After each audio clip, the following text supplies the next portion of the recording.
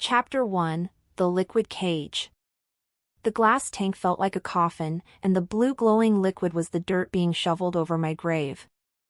I drifted in the binding arcanum, a magical soup designed to drown the monster inside me. My lungs burned for air, yet I forced myself to stay still.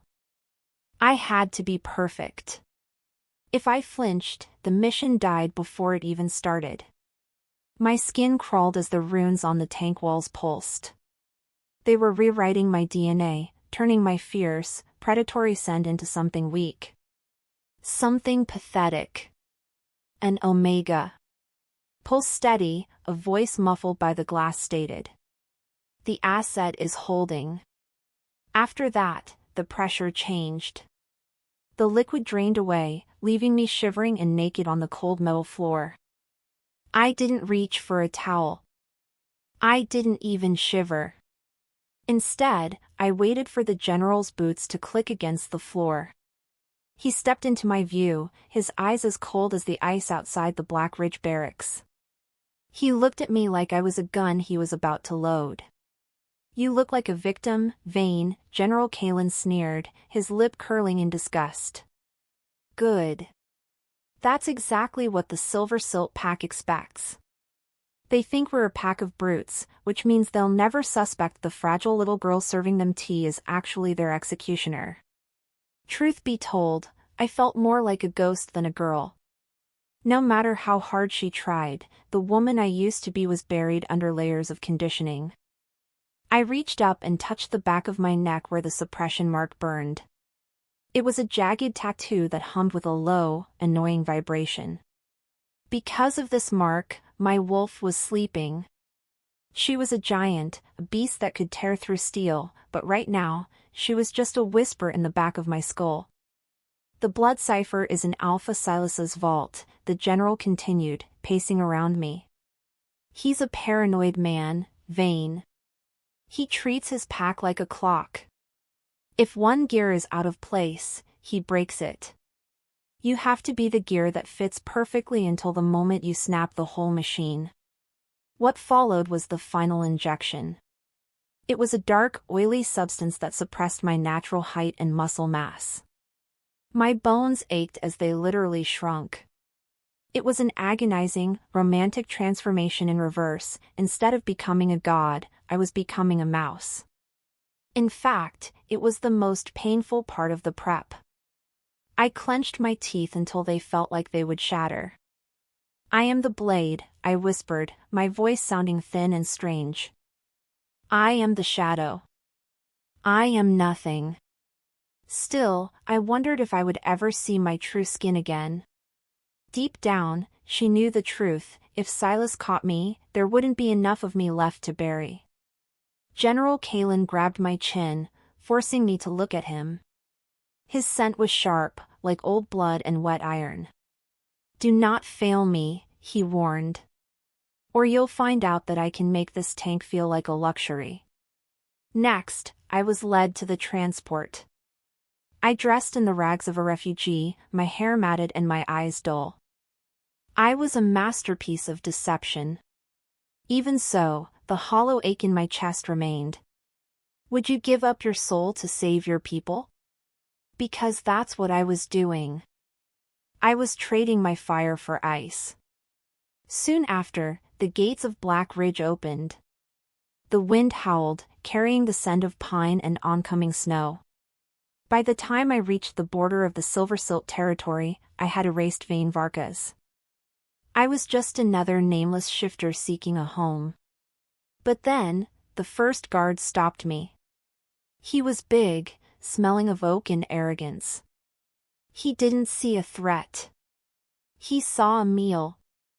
At that moment, I knew the game had truly begun. Chapter 2: The Moon-Glow Gates. The Moon-Glow Citadel rose out of the mist like a jagged crown. It was beautiful, but it felt like a trap. Every stone was polished to a shine, reflecting the light of the geothermal vents that kept the city warm. Not only that, but the air was heavy with the scent of powerful alphas. It was a suffocating, rich smell that made my suppressed wolf stir in her cage. She didn't like being surrounded by rivals. She wanted to roar, but I kept her silent. "Keep your head down," the guard grunted, shoving me toward the servant entrance.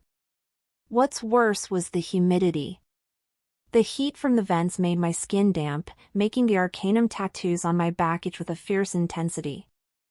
I was led through a maze of gold-leafed hallways and marble stairs. This pack didn't live like soldiers, they lived like kings. To make things worse, the higher we went, the stronger the scent of the Alpha became. It was Silas Thorne's scent. It was like cedarwood and a coming thunderstorm.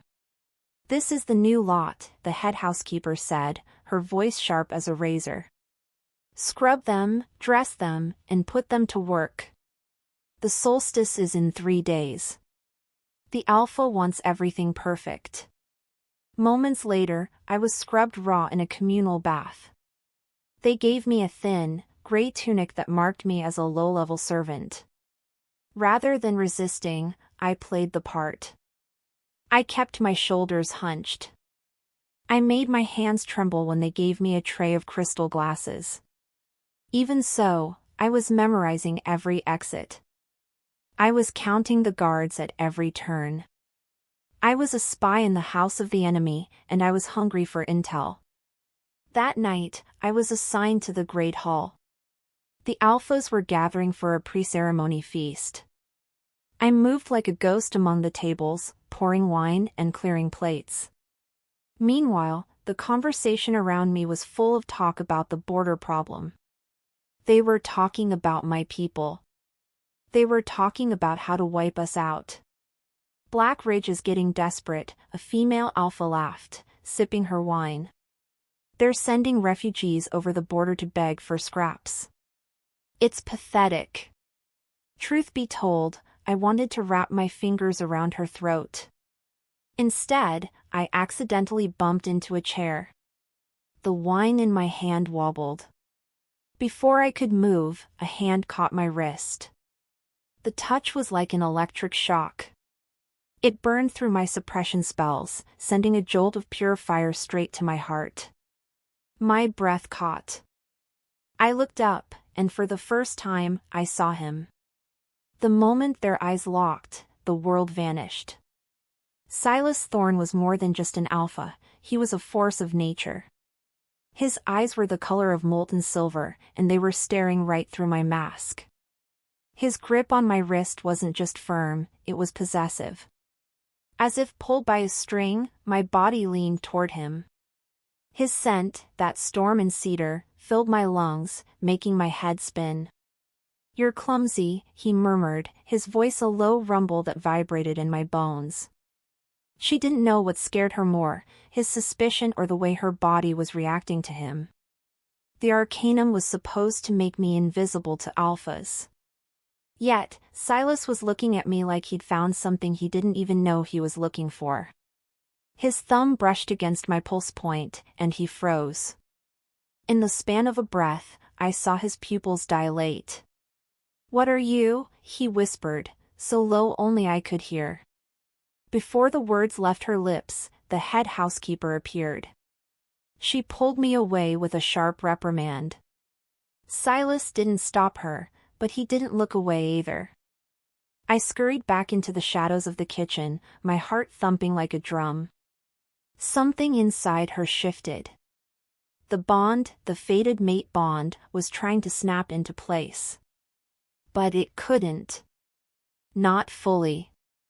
Because I wasn't me. I was a liar. As the silence roared in my ears, I realized my mission just became a suicide run. Chapter 3, The Glitch in the Scent. Come morning, I was reassigned. To make things worse, I wasn't scrubbing floors anymore. I was sent to the Alpha's private wing. The head housekeeper told me the Alpha had specifically requested the new girl with the steady hands. I knew what that meant. He was hunting. Silas knew something was wrong with me, and he was bringing me closer to find out what. "Don't speak unless spoken to," the housekeeper warned as we reached the heavy oak doors. "And for heaven's sake, Don't look him in the eye. What followed was a room that smelled entirely of him. It was a large study filled with old books, maps, and weapons. Silas was standing by the window, his back to me. Even without seeing his face, I felt the space between them burn. He was a predator, and I was in his den. I set the tray of tea down on his desk, my fingers trembling for real this time. "Leave us," Silas commanded without turning around. The housekeeper vanished, leaving me alone with the man who could end me with a single word. No matter how hard she tried, Vane couldn't stop her wolf from pressing against the bars of her mind. The beast wanted Silas. She didn't care about the mission or the general. She just wanted her mate. I dug my nails into my palms, using the pain to stay grounded. "Your name," Silas said, finally turning around. "Vane, my lord," I stammered, dropping into a low curtsy. "Vane," he repeated, the name hanging in the air. A strange name for an Omega. It sounds like something sharp. Something that cuts the wind. At that moment, he stepped closer. With every step he took, the air thickened. He stopped just inches from me. I could feel the heat radiating off his body. In fact, it was like standing next to a furnace. He reached out and tucked a stray hair behind my ear. His fingers were warm, and where they touched, my skin felt like it was breaking out in flames. "You don't smell like an Omega," he whispered, his eyes searching mine. "You smell like nothing. It's like a void where a soul should be." Why is that? Maybe it was fate, or maybe it was just a glitch in the magic. I looked up, and for a second, my mask slipped. I didn't see an enemy. I saw a man who looked as lonely as I felt. He was surrounded by luxury, but his eyes were full of shadows. He was a king who didn't trust his own crown. "I am just a servant, my lord," I said, my voice trembling. "There is nothing special about me." "Liar," he growled, the sound vibrating in his chest. "I can hear your heart. It's racing. Not from fear, but from something else. Something primal." Before she could move, he leaned in, his nose brushing against the crook of my neck.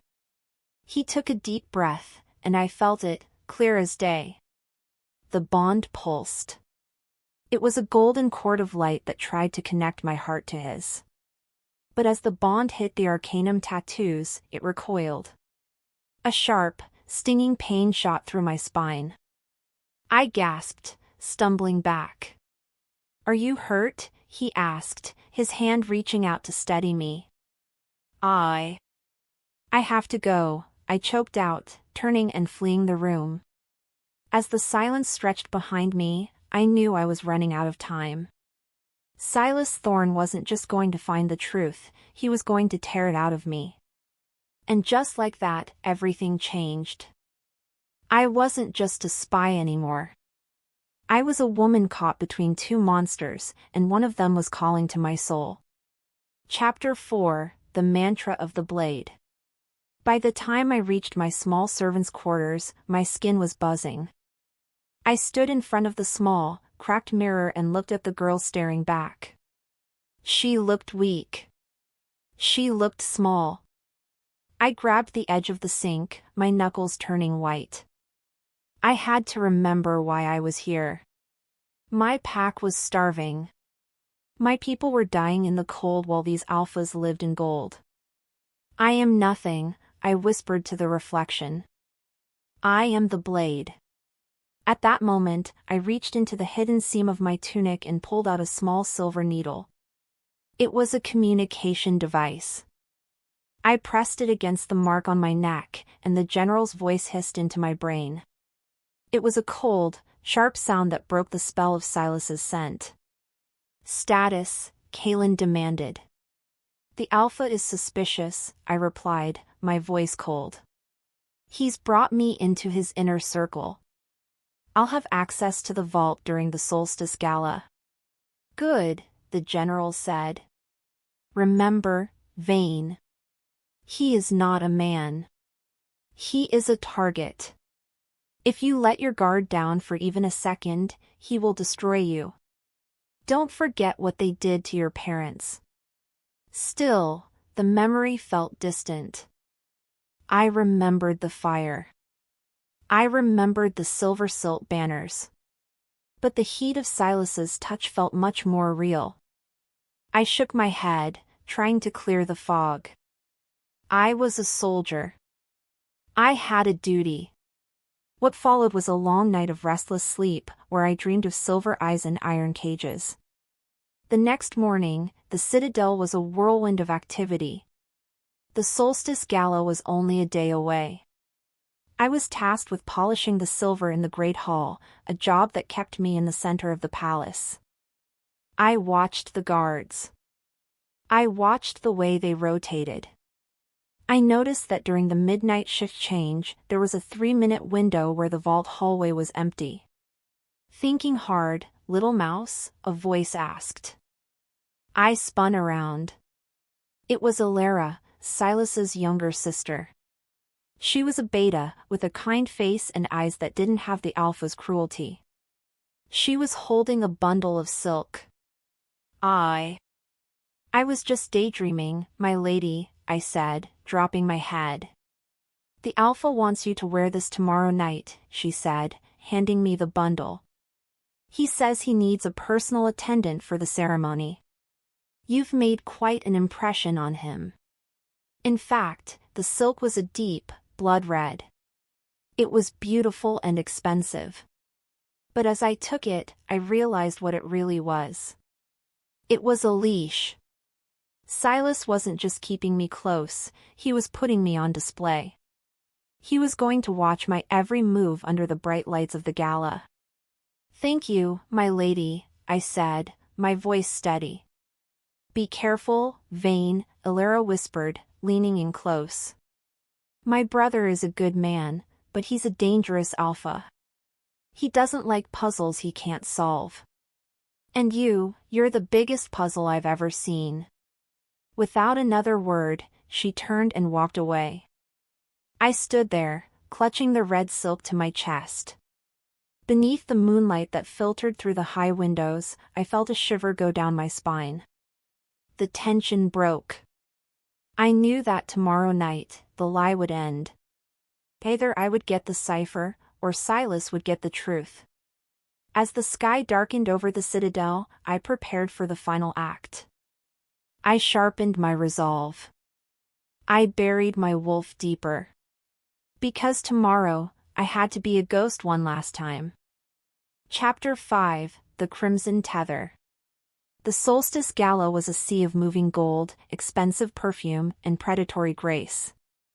That night, the Moon-Glow Citadel looked less like a fortress and more like a jewelry box, yet I felt like the only fake diamond in the room. The blood-red silk gown Alara had given me clung to my skin like a second layer of muscle. It was beautiful, but to me, it felt like a target painted across my back. No matter how hard she tried, Vane couldn't stop her heart from hammering against her ribs as she stood behind Silas Thorne's throne. Wine, Silas commanded, his voice a low vibration that seemed to pull at the very air. What followed was a test of my training. I stepped forward, my movements fluid and silent, pouring the dark liquid into his silver goblet. As the silence roared between us, I felt his gaze burning into the side of my face. In fact, he wasn't even looking at the dancers or the high-ranking Alphas bowing before him. He was looking at the pulse jumping in my throat. You look uncomfortable, Vane, Silas murmured, his fingers brushing against mine as he took the cup. Is the silk too rough for your omega skin? Or is it the weight of the secrets you're carrying? Truth be told, I almost dropped the decanter. Before I could move, he caught my hand, his grip a warm shackle that made fire bloom beneath my skin. I didn't know what scared her more, his suspicion or the way her soul answered his touch. Still, I kept my eyes on the floor, my voice a practiced whisper. I am merely overwhelmed by the beauty of the citadel, my lord, I lied, the words tasting like ash. Another lie, he growled softly, but there was a strange, dark affection in the sound. You aren't overwhelmed. You're calculating. I can see your eyes tracing the guards, measuring the distance to the doors. You aren't a mouse, Vane. You're a hawk. Soon after, the music shifted into a heavy, rhythmic beat. It was the signal for the first dance of the solstice. Silas stood up, pulling me with him. I felt the eyes of every alpha in the room turn toward us. Not only that, but the whisper started immediately, a nameless servant being led to the floor by the most powerful man in the territory. I shouldn't be here, I whispered as he pulled me into his arms. Maybe it was fate, Silas replied, his hand sliding down to the small of my back, right over the hidden arcanum tattoos. Because the moment I saw you, the world narrowed. I don't care about the gala. I don't care about politics. I want to know why my wolf wants to tear the world apart just to keep you. In that moment, the bond pulsed with a violent, agonizing intensity. It was a golden light that tried to bridge the gap between us, but the suppression spells on my back fought back. A sharp, stinging pain radiated through my spine. Her breath caught, and she stumbled. Silas caught her, his silver eyes wide with a mix of concern and sharp, lethal curiosity. What was that? He demanded, his voice dropping an octave. You're in pain. Why? I'm fine, I choked out, but her bones remembered him. They were screaming for the truth. Chapter 6, The Snap of the Tripwire. The midnight shift change was approaching, which meant it was time to move. I managed to slip away from Silas during a heated conversation with a visiting diplomat. As if summoned by my own desperation, the hallway leading to the vault was empty. My feet were silent on the marble as I hurried toward the heavy iron door that held the Blood-Cipher. I am the blade, I whispered, my mantra the only thing keeping the panic at bay. Just like that, I was at the keypad. I had memorized the code from watching Silas's fingers days ago. My thoughts spun as I punched in the numbers. 3-9-2-7, the lock clicked, a heavy, mechanical sound that echoed like a gunshot in the quiet hallway. I slipped inside, the air smelling of old paper and cold metal. Where is it? I hissed, my hands frantic as I searched the shelves. Eventually, I found it. It was a black leather cylinder sealed with the crest of the silver silt pack. But then, as my fingers closed around the leather, a shadow fell across the room. The air thickened. Silas Thorne was standing in the doorway, his silhouette blocking the light from the hall. He didn't look angry. He looked devastated. So, he said, the word hanging in the air like a death sentence. The hawk finally reveals her talons. Silas, I started, but the words died in my throat. Don't, he growled, and this time, the sound was full of real pain. I wanted to believe I was wrong.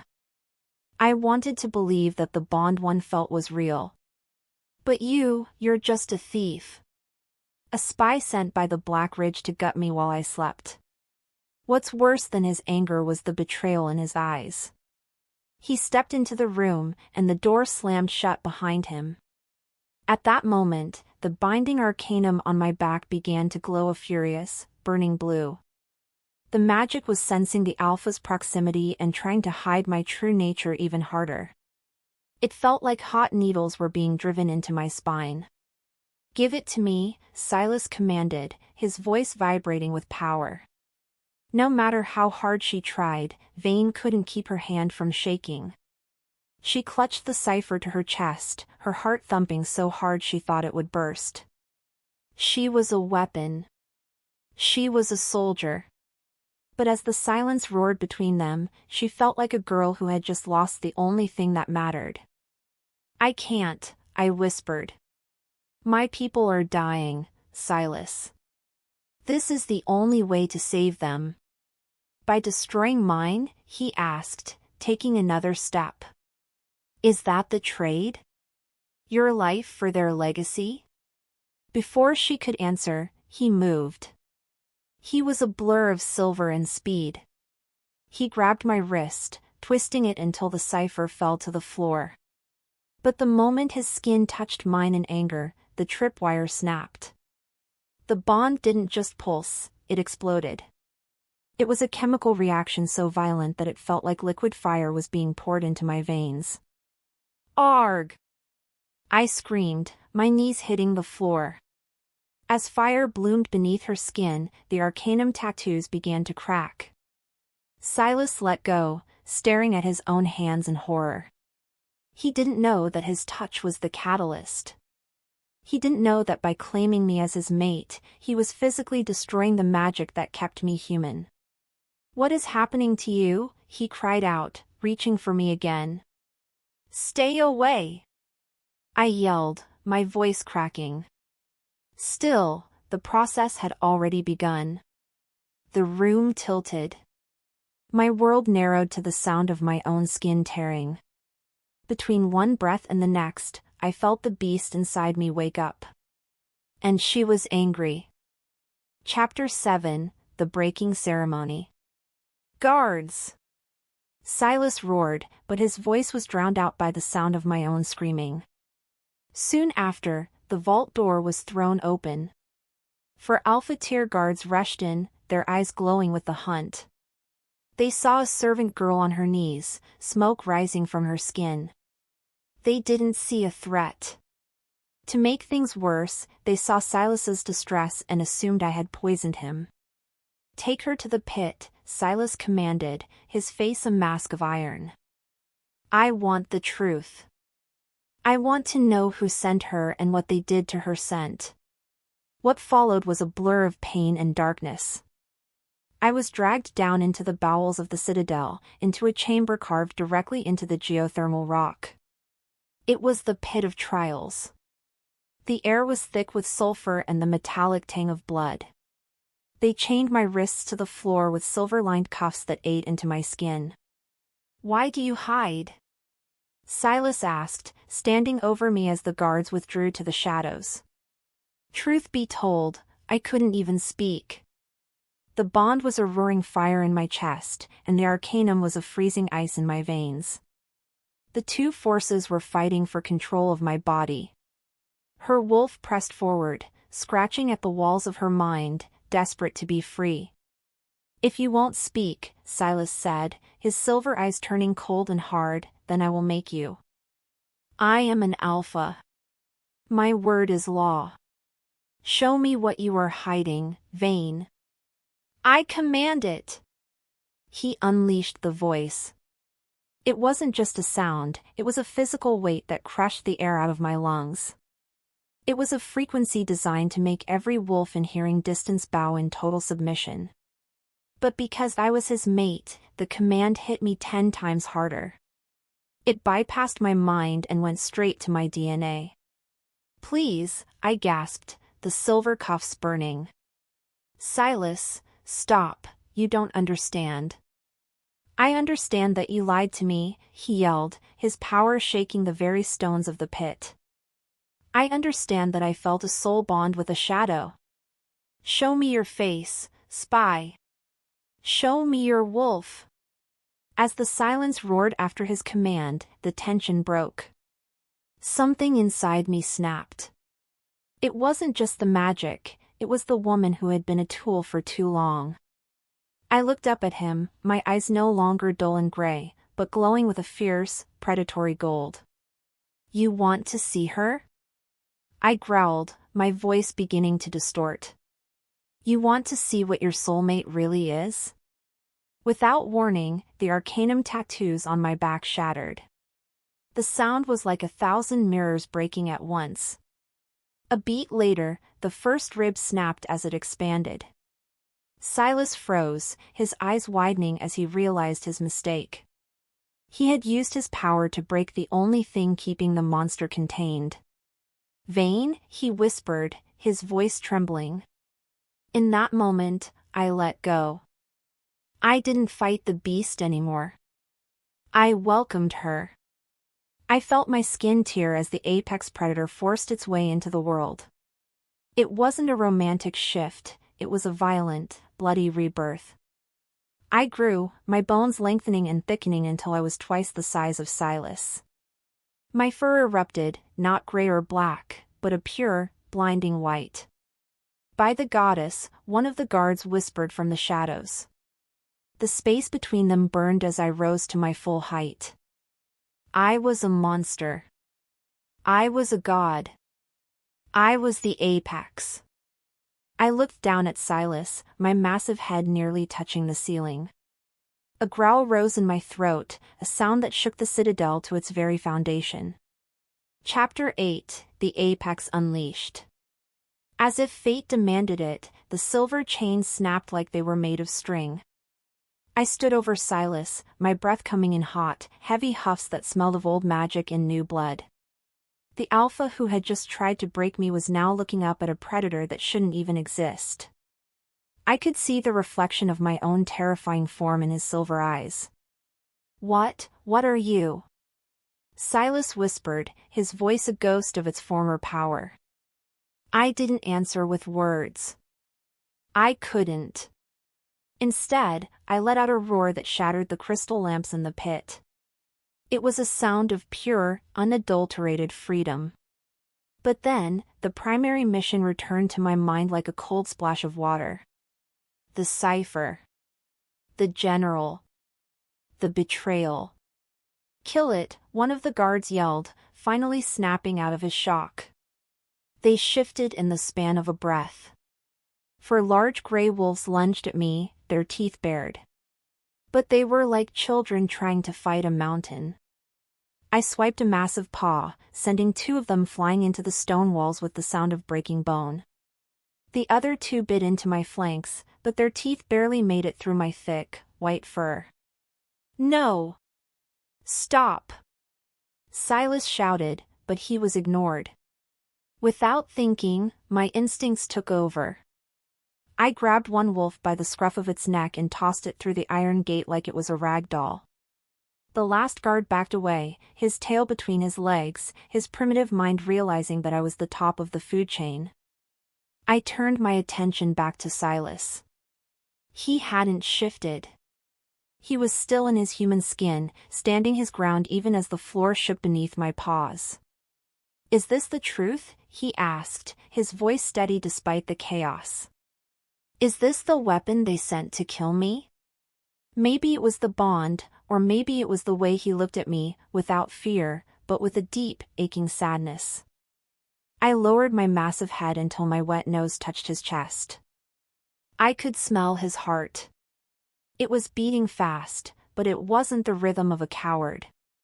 It was the rhythm of a man who still loved the girl I had pretended to be.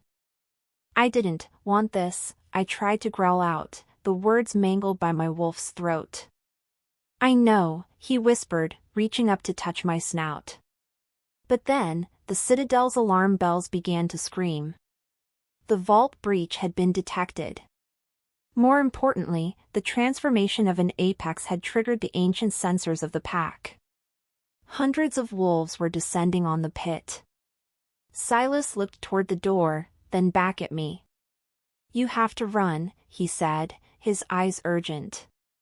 "If they catch you like this, they won't just kill you. They'll use you. My pack, they are not all like me, Vane. They will see you as a prize to be dissected." Truth be told, I didn't want to leave him. But the general's voice echoed in my head, a cold reminder of the trigger I still didn't understand. I looked at Silas one last time, my golden eyes pleading. Then, I turned and lunged for the ceiling. I used my massive strength to tear through the geothermal pipes and the stone flooring above. "Vane!" Silas called out, but I was already gone. I erupted into the night air, the cool wind hitting my bloody fur. I was free, but I was a monster in a land of hunters.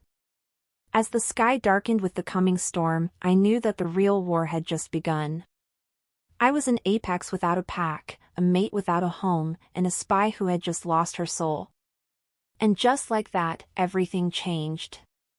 Chapter 9, The Labyrinth of Shadows. The night air was a cold shock against my raw, new skin. I was a mountain of white fur and muscle, tearing through the moonlit gardens of the Citadel.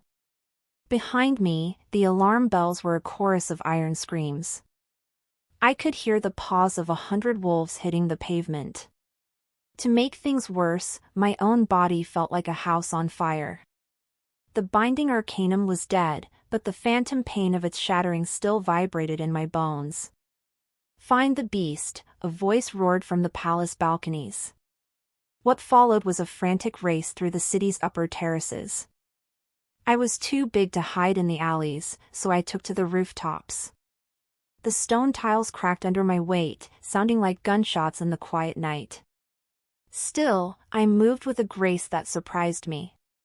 My wolf wasn't just a monster, she was a masterpiece of evolution. I felt every shift in the wind, every scent of the pack hunting me. "She's heading for the north wall," a scout yelled. Before she could reach the wall, the first wave of the Silver Silk Elite Guard cut me off. They were massive gray wolves, their eyes glowing with a frenzied light. They didn't attack like soldiers, they attacked like a tidal wave. In fact, they were desperate to bring down the apex, because an alpha who captured an apex would be a legend forever. "Get back," I growled, the sound rattling the windows of the nearby houses. Rather than listening, the lead guard lunged for my throat. I swiped my paw, a blur of white power that sent him crashing through a stone fountain. Dust and water exploded into the air. But then, more of them arrived. They began to circle me, their snarls a wall of sound. As the silence roared in the gaps of their barking, I realized I couldn't kill them all without becoming the monster the general wanted me to be. "Look at her eyes," one of the shifters whispered, shifting back into a half-human form. She looks like she's crying." Truth be told, I was. My mind was a storm of Vane the spy and the apex predator. No matter how hard she tried, she couldn't forget the look on Silas's face when he told her to run. He had chosen my life over his own pack's secret. Because of that, I couldn't bring myself to tear these wolves apart. I was a weapon that had developed a conscience at the worst possible time. "Move!" I barked, leaping over the circle of hunters. What's worse was the exhaustion. My body was burning through calories at a terrifying rate. Every leap felt heavier than the last. By the time I reached the outer forest, my lungs were screaming. I plunged into the dark embrace of the ancient pines, hoping the shadows would be enough to swallow me whole. Chapter 10, The Gilded Sister. I didn't stop running until I reached the Hidden Falls, a place where the water fell over geothermal rocks, creating a thick veil of steam. It was the perfect place to hide my scent. I collapsed into the warm water, my massive body shrinking back into human form as the adrenaline faded. The shift back was just as painful as the shift out. It felt like my skin was being stitched back together by hot needles. "Vane," a soft voice called out through the mist. Her heart skipped. I scrambled for a piece of discarded cloth, my hands shaking. Out of the steam stepped Alara. She wasn't carrying a weapon. Instead, she was holding a bundle of warm clothes and a small leather pouch. She looked at my naked, scarred body with a mixture of awe and pity.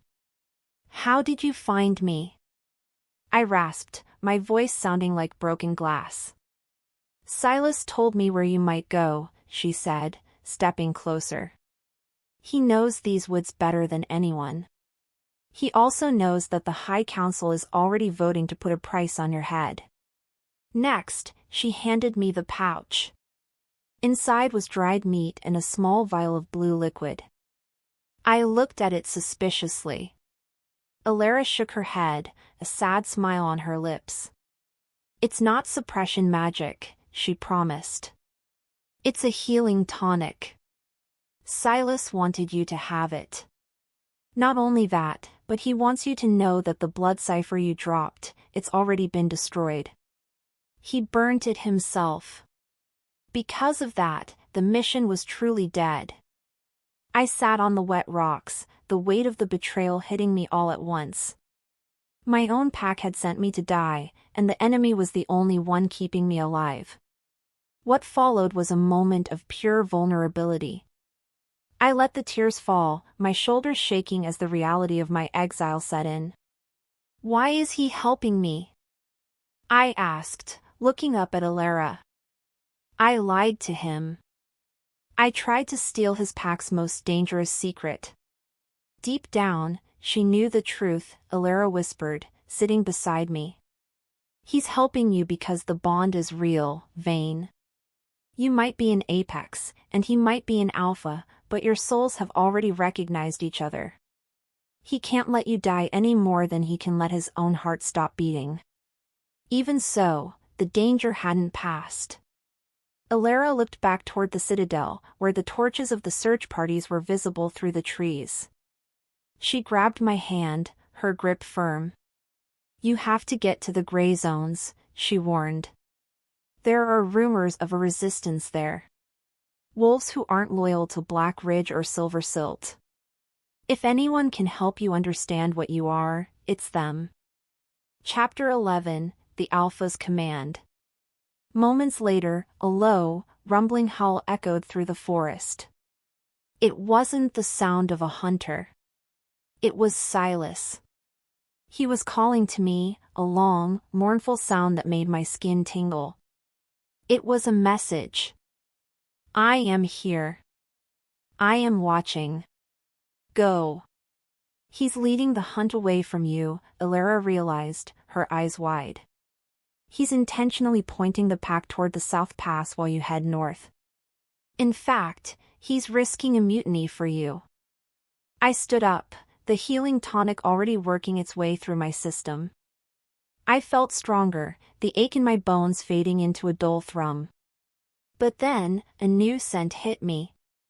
It wasn't silver silt. It was the sharp, metallic smell of old blood and iron. Black Ridge.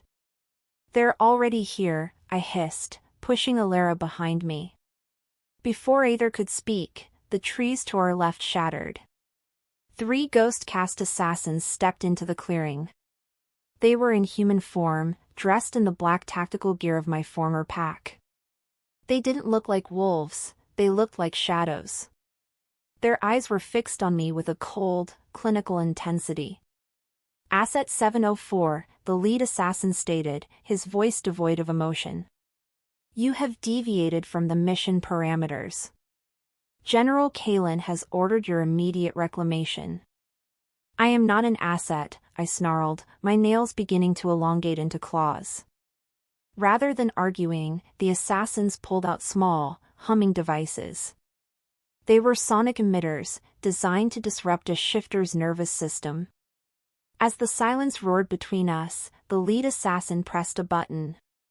A high-pitched squeal ripped through the air, sending me to my knees. It felt like my brain was being folded in half. The girl is a witness, the assassin said, looking at Alara. Eliminate her. In that moment, everything changed. I saw the assassin raise a silver blade toward Silas's sister. My world tilted. The protection I felt for Alara merged with the primal rage of the apex. Without thinking, I lunged. I didn't wait for the shift, I let the power of the wolf flow into my human limbs. Don't touch her! I screamed. Her body moved on instinct.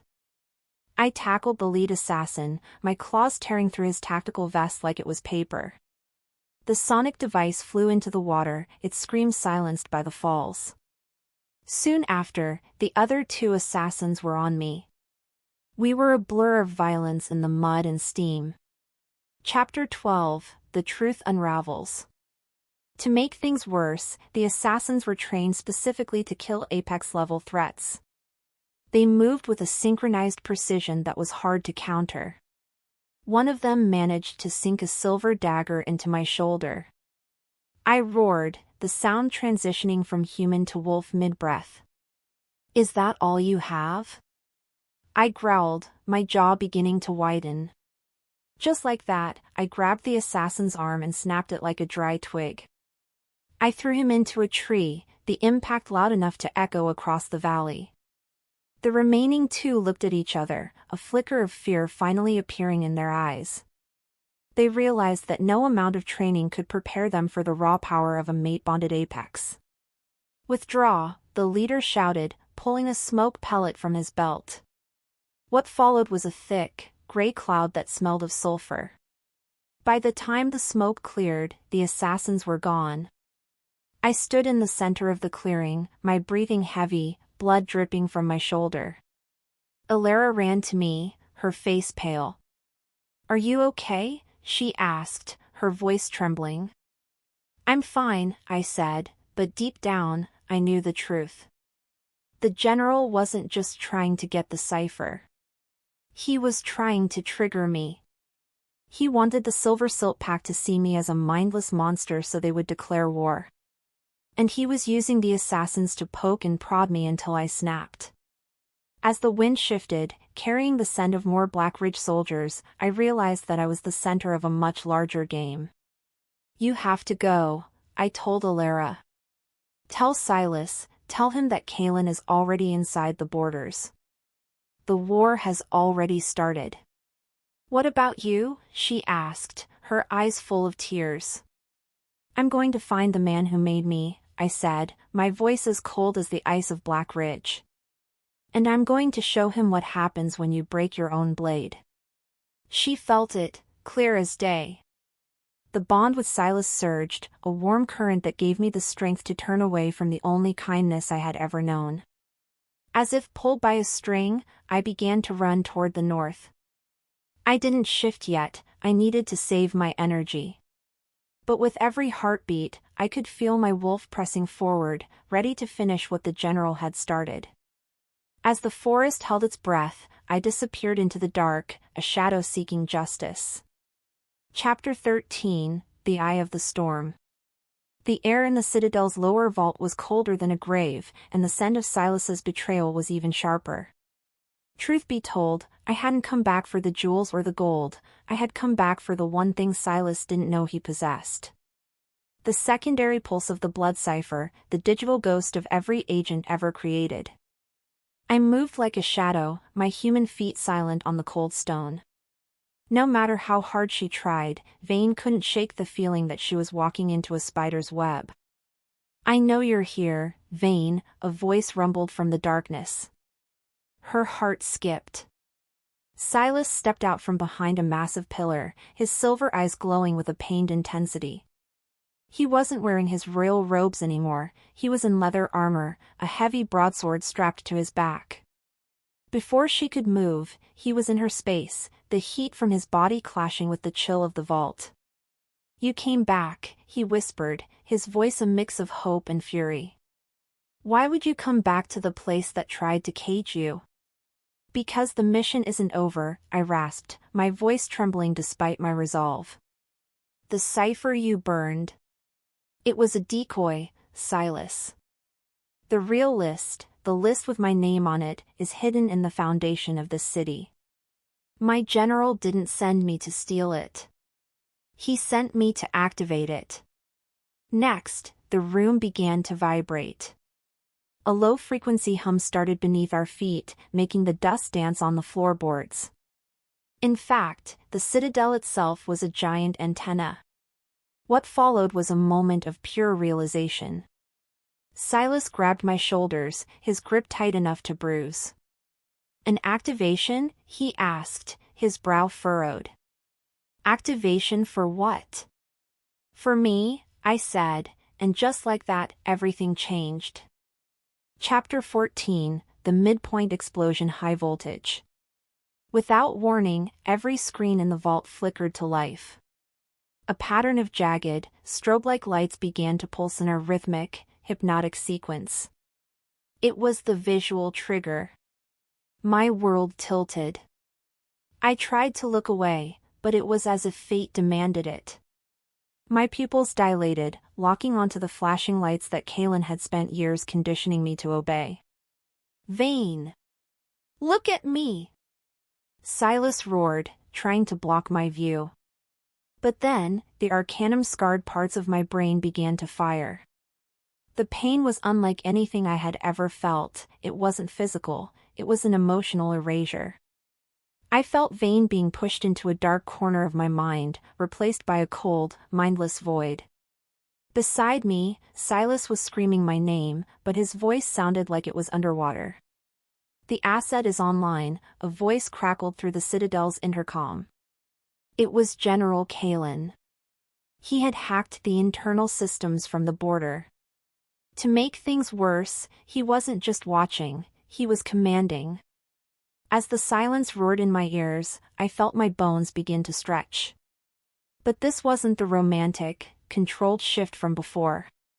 This was a jagged, forced eruption. "Vane, please!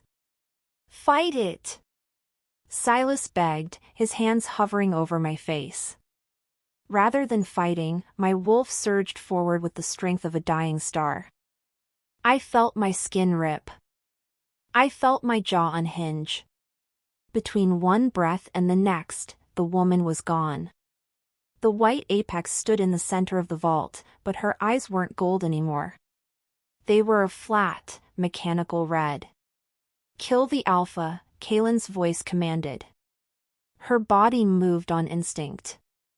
I lunged at Silas, my claws leaving deep gouges in the stone floor. He barely rolled out of the way, his sword clattering against the wall.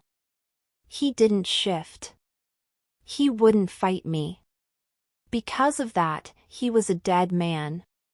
Chapter 15, The Pit of Trials Revisited. "I won't hurt you," Silas yelled, backing toward the heavy iron gate. What's worse than the attack was the fact that I could hear him. Deep down, the real Vane was screaming, pounding against the walls of the red void. I watched through my own eyes as my claws swiped at the man I loved.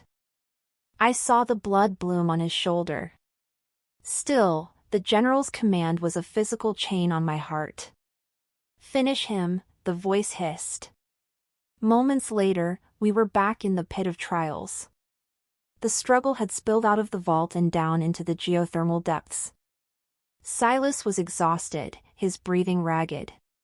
He stood at the edge of the lava vents, the orange light casting long, demonic shadows against the walls. He looked at me, and for the first time, he used the voice, not to break me, but to save me. "Vane! Remember who you are," he bellowed. The space between them burned. The Alpha command hit my feral mind like a hammer. It didn't make me submit, it created a crack in the general's control. For a split second, the red in my eyes flickered back to gold. My wolf paused, her massive head cocked to the side. "Silas." I managed to growl, the sound tearing my throat. "I've got you," he whispered, stepping forward even as I snarled. "The bond is stronger than his lights. The bond is stronger than his lies." But then, the ground shook. The Ghost Cast Strike team had arrived. They rappelled from the ceiling like spiders, their silver nets ready. They weren't here to save me, they were here to bag their prize. To make things worse, they threw a flashbang grenade directly between Silas and me. Chapter 16, The Shattering of the Bond. The explosion was a wall of white noise.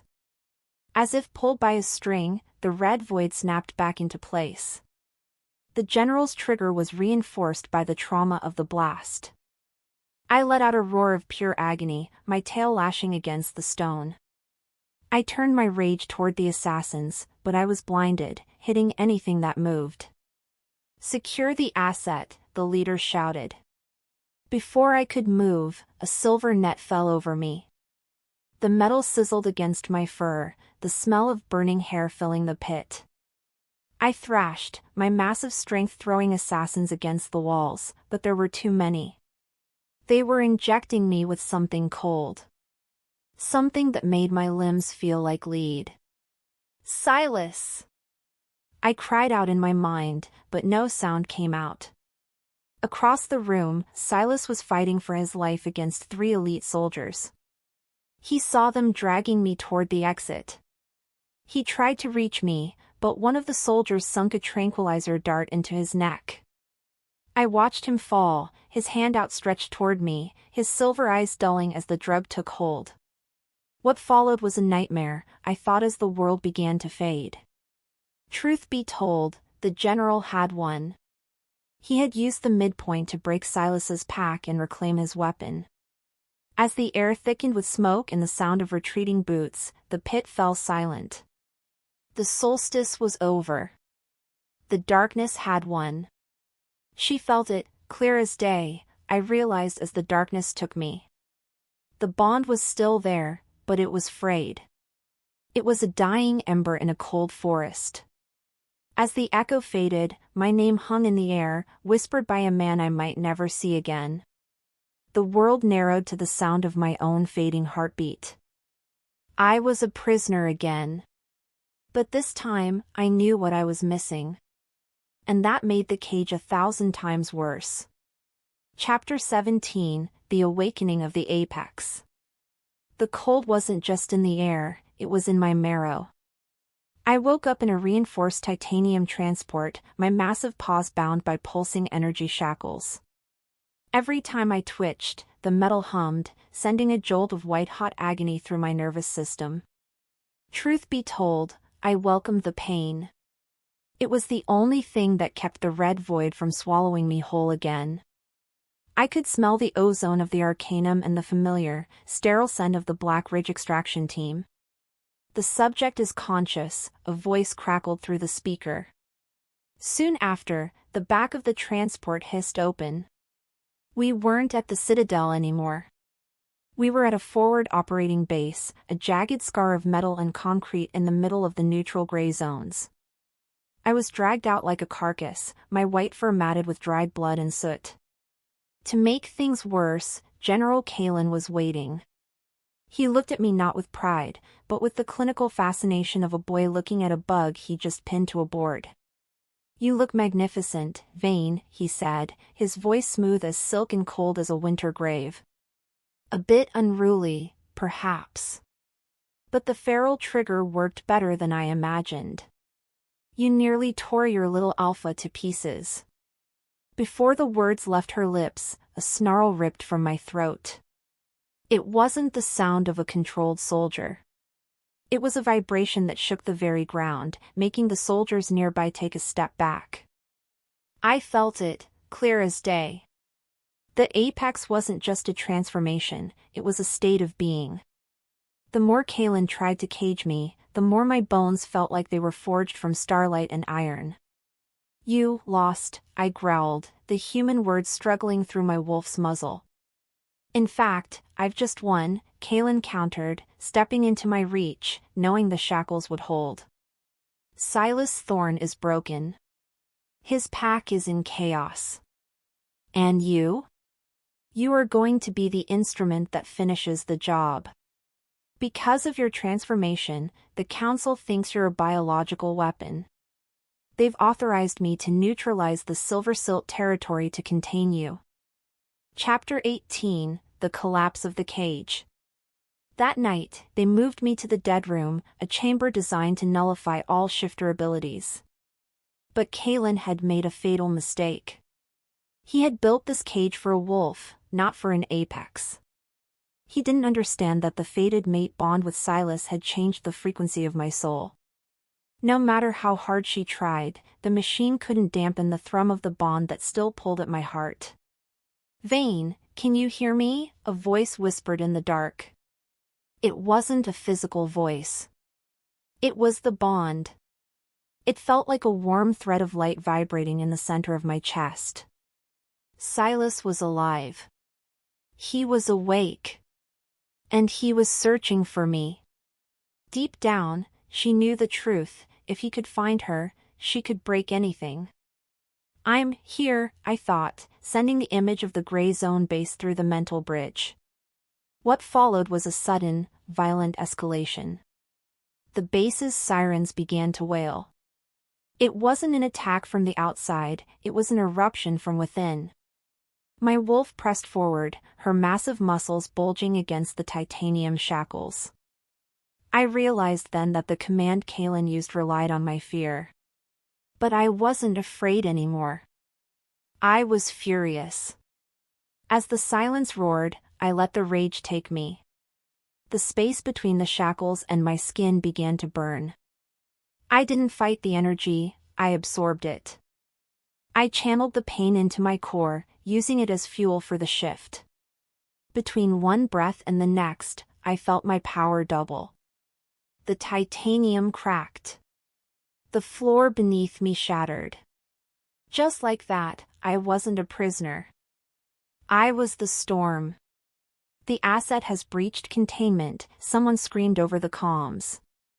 Chapter 19, The Rapid Escalation. I tore through the reinforced door like it was wet paper. Soldiers fired silver-tipped rounds at me, but I didn't even feel them. I was a blur of white fur and golden death. I wasn't just running for the exit, I was hunting. I needed the secondary trigger, the device Kaelin used to broadcast the visual signal. If I didn't destroy it, he could turn me back into a puppet at any moment. Stop her! Kaelin's voice echoed, now tinged with a hint of genuine panic. What's worse for him was that his own men were terrified. They had never seen an apex in full control. I leaped over a barricade, my massive weight crushing a Humvee. I found the command tent, my eyes locking onto the glowing monitors. There it was.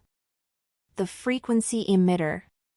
You're too late, Vane, a soldier yelled, reaching for the execute button. Before he could move, I swiped my paw, taking the entire console with me. Sparks flew, the smell of burning wires filling the air. The red void in my mind vanished instantly, replaced by a crystalline clarity. I was whole. I was the apex. But then, the base's perimeter fence exploded inward. The silver silt! They've crossed the border. It was Silas. He hadn't come with an army, he had come with a strike team of his most loyal alphas. He was in his wolf form, a massive gray beast with silver eyes that found mine instantly. The moment their eyes locked, the world tilted. The bond snapped back into place, a roar of pure power that made every soldier on the base drop to their knees. Silas, I breathed, my wolf's head bowing in a sign of recognition. Chapter 20, The Price of Freedom. Still, the victory felt hollow. As the fire bloomed around us, I saw Kaelin escaping in a black helicopter. He looked down at us, a sneer still on his face. He held up a small, silver remote. The secondary trigger wasn't just a signal, it was a failsafe. If I can't have the weapon, no one will, he screamed over the roar of the rotors. He pressed the button. A high-frequency pulse hit the air, but it wasn't aimed at my brain. It was aimed at the arcanum residues still in the ground. The base had been rigged to blow. To make things worse, Ilera and the other captured servants were still in the lower levels. Go! I barked at Silas, nudging him toward the bunkers. Get them out! He hesitated, his silver eyes pleading with me to come with him. But I knew I was the only one fast enough to reach the central dampener. Truth be told, I was choosing them over my own safety. It was the first time I had ever made a choice that wasn't about survival. It was about love. I've got them! Silas roared, turning toward the stairs. What followed was a race against time. I plunged into the smoke-filled tunnels, my massive body scraping against the walls. I found the dampener, my claws tearing at the wires until the humming stopped. The explosion was muffled, a dull thud that shook the earth but didn't level the base. I had done it. But the ceiling was collapsing. As fire bloomed beneath her skin, she felt a strange peace. The last thing I saw was the silhouette of Silas jumping through the rubble toward me. His scent, cedar in a coming storm, was the last thing I inhaled before the darkness returned. But this time, I wasn't alone. Her soul answered his. And just like that, the mission died, and the woman lived. Chapter 21, The Silence of the Ashes. The world didn't end with a bang, it ended with the sound of my own ragged breathing. I woke up in the ruins of the gray zone base, my body buried under a mountain of scorched concrete and twisted rebar. Truth be told, I couldn't feel my legs. The cold from the silver dampener I had destroyed was still vibrating in my bones, making every nerve ending scream. I was human again, but my skin was covered in a layer of gray soot and dried blood. Silas? I croaked, the name tasting like ash in my mouth. Soon after, the rubble above me began to shift. A massive gray paw appeared, digging with a desperate, frantic intensity. It was Silas.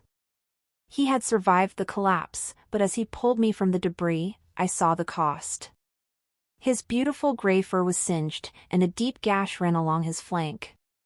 Yet, his silver eyes were only focused on me. "You're alive," he whispered, shifting back into his human form as he cradled me. No matter how hard she tried, death couldn't take you. What followed was a moment of pure, agonizing relief. I leaned into his chest, savoring the solid, real presence of him. But then, the wind shifted. The scent of jasmine and copper hit me, the smell of Alara's perfume mixed with blood. I looked past Silas and saw his sister lying on a stretcher nearby. Her face was deathly pale, her breathing shallow. "She's not waking up, Vane," Silas said, his voice breaking. The high-frequency signal, it did something to her. Because she's a beta, her nervous system couldn't take the feedback from your dampening pulse. In fact, the realization hit me harder than the falling building. I had saved the base, but in doing so, I had broken the only person who had shown me true kindness. My chest ached with a guilt so heavy it felt like I was back in the stasis tank. I was a monster. Every time I tried to be a hero, someone I loved paid the price. Chapter 22, The Visual Trigger. To make things worse, the sky began to flicker. I looked up, thinking it was a storm, but it was something far more sinister. High above the gray zones, General Kalen's black helicopter was hovering, and it was projecting a massive, high-intensity light grid onto the low-hanging clouds. It was the visual trigger on a planetary scale. "He's not leaving," I hissed, my voice trembling with a new kind of terror. Before Silas could respond, the lights began to pulse in the feral command sequence. It wasn't just hitting me this time, it was hitting every shifter in the valley. I felt the red void roaring back, a tidal wave of mindless aggression that tried to drown my soul. My bones remembered the command. My wolf stirred, not with love, but with a hunger to destroy. "Vane, don't look!" Silas yelled, trying to cover my eyes with his hands. But it was too late. The light was everywhere, reflecting off the snow and the smoke. What followed was a total loss of control. I felt my spine elongate, my jaw snapping into a predatory mask. But this time, there was no golden light of the bond to guide me. I was a puppet again, and the general was pulling the strings with a vengeance. "Kill them all," the voice in my head whispered. I lunged. I didn't lunge at the soldiers or the general, I lunged at the man holding me. My claws tore through Silas's arm, sending him spinning backward into the dirt. As the silence roared in my brain, I saw the shock and betrayal in his silver eyes. I was the apex, and I was hunting my own mate. Chapter 23, The Silver Chain Trap. "Vane! Stop! It's me!" Silas shouted, but I was gone. I was a whirlwind of white fur and mindless rage. I attacked the medics. I tore through the tents. I was a plague of teeth and claws. Rather than fighting back with lethal force, Silas did the only thing he could to save his pack. He led me toward the ancient silver chain trap the silver silt used for rogue alphas. "Lead her in," Silas commanded his remaining guards, his voice thick with agony. I followed him into the circle of heavy iron posts, my red eyes fixed on his throat. Just like that, the hidden mechanisms tripped. Heavy silver chains erupted from the ground, wrapping around my neck, my torso, and my legs. The silver burned like liquid fire, the holy metal reacting to my tainted, triggered blood. I roared, a sound of pure, unbridled pain that echoed for miles. "I'm sorry," Silas whispered, standing just outside the circle. "I have to bring you down, Vane. Before you kill us all." What's worse than the pain was the finality of it. He raised a heavy tranquilizer rifle, his hand shaking.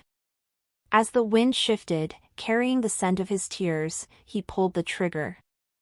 The dart hit me in the shoulder, a massive dose of wolfsbane and sedative. The world began to spin. The red light in the sky blurred into a single, mocking eye. Deep down, she knew the truth, I thought as my legs gave out. I am the weapon.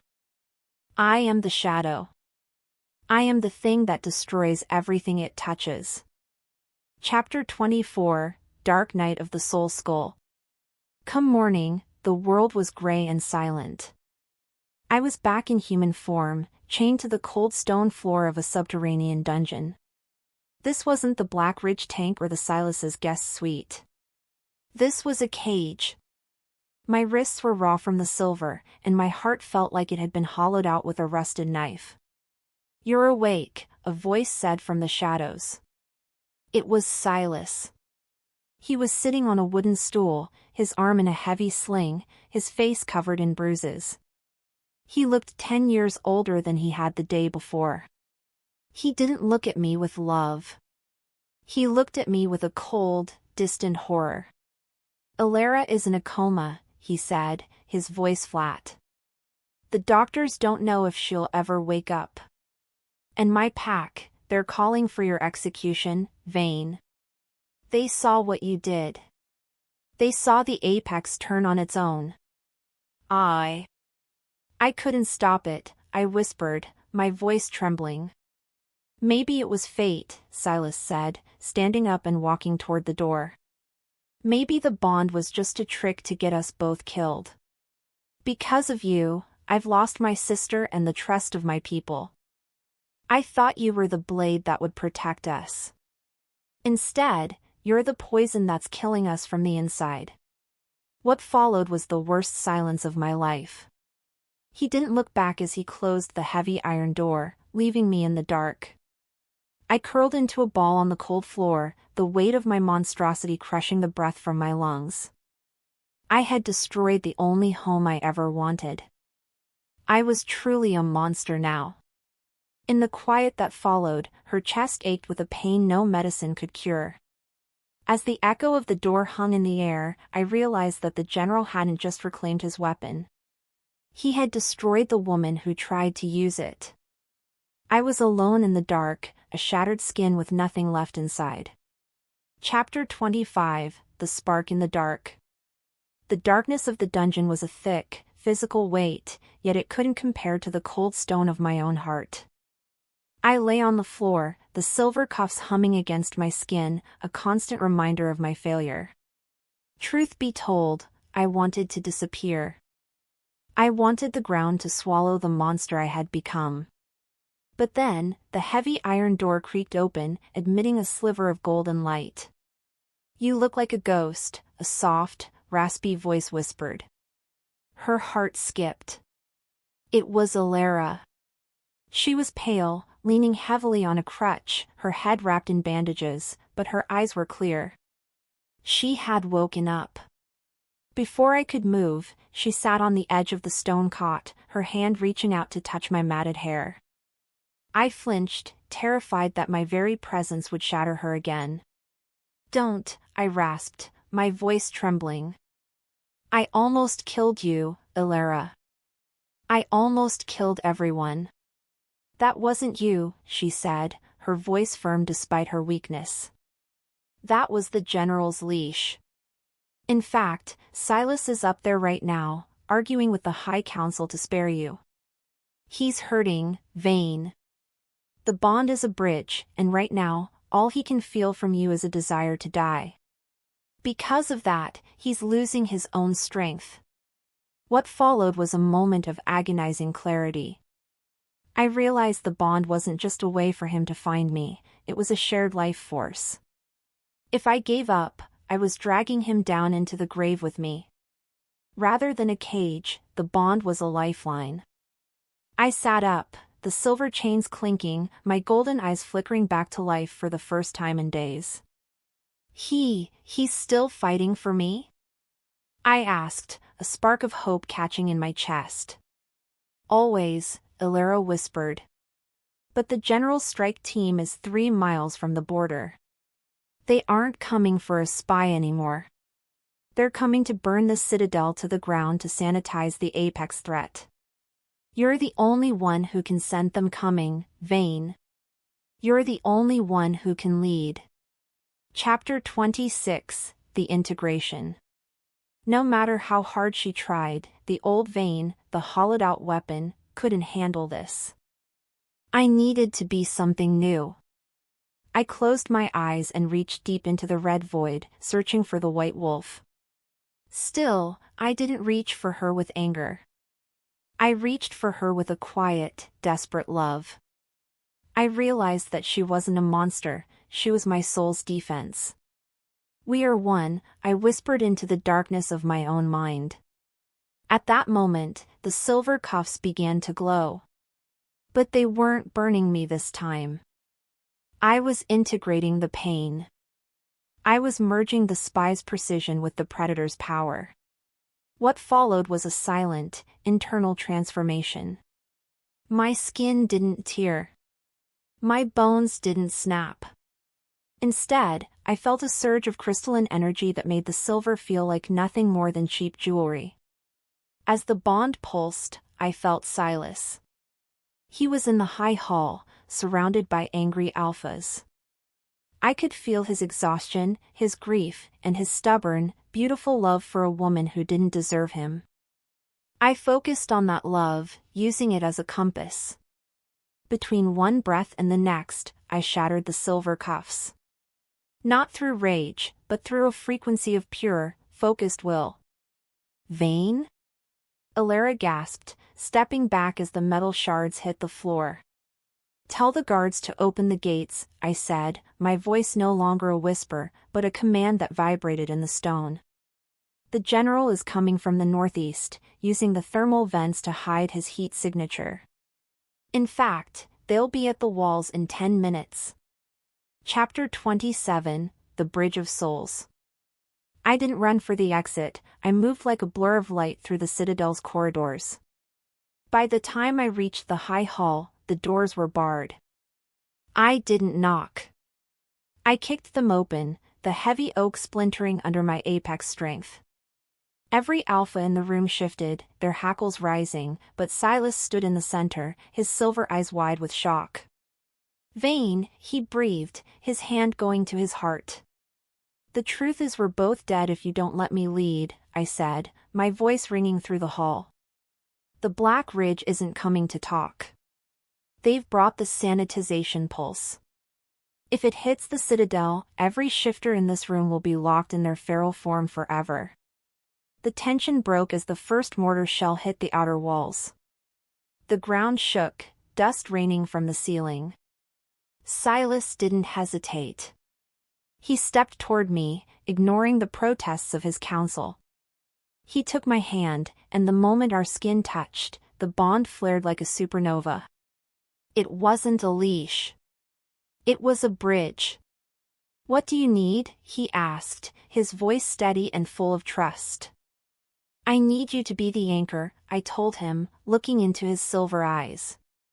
I'm going out there as the apex, but I need your voice to keep me from the red void. If you stay in my head, Kaelin can't trigger me. Our bond is the only signal he can't jam. Moments later, we were at the battlements. The forest was crawling with Black Ridge soldiers, their tactical lights cutting through the mist.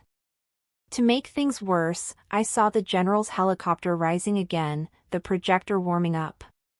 But this time, I wasn't afraid. I looked at Silas, and he nodded. "Go," he whispered. "I'm right here." Chapter 28, The Apex Reclaimed. As if fate whispered, I stepped off the ledge. I didn't fall, I shifted in midair. It was the most beautiful transformation of my life. There was no blood, no screaming. My body simply expanded into the massive white wolf, my fur gleaming like polished pearl under the moonlight. I landed in the center of the battlefield, a roar of pure, integrated power ripping from my throat. "The asset is, wait, she's not feral," a soldier screamed into his radio. What followed was a symphony of destruction. I wasn't a mindless beast, I was a tactician with the body of a god. I moved through the Black Ridge lines, disabling tanks and scattering strike teams with a single swipe. Every time the general tried to flash the lights, I felt Silas's voice in my mind, a warm, steady hum of "I see you, Vane. I'm here." "She's leading the Silver Silt," Kalen roared from the sky. In fact, I was. Behind me, the gates of the Citadel opened, and Silas led the counterattack. The two packs, the Apex and the Alphas, moved as one for the first time in history. We weren't just fighting for a border, we were fighting for the right to be more than weapons. With every step I took, I felt the shackles of my past falling away. Truth be told, I had never felt more alive. As the wind shifted, I caught the scent of the general's helicopter. He was trying to flee again. But this time, the Apex wasn't letting him go. I looked back at Silas one last time, receiving a final surge of strength through the bond. Then, I crouched low, my muscles coiling like steel springs. As her wolf stirred, she let it happen. The world narrowed to the sound of the rotors. I was the shadow that keeps the peace, and it was time to end the man who lived in the dark.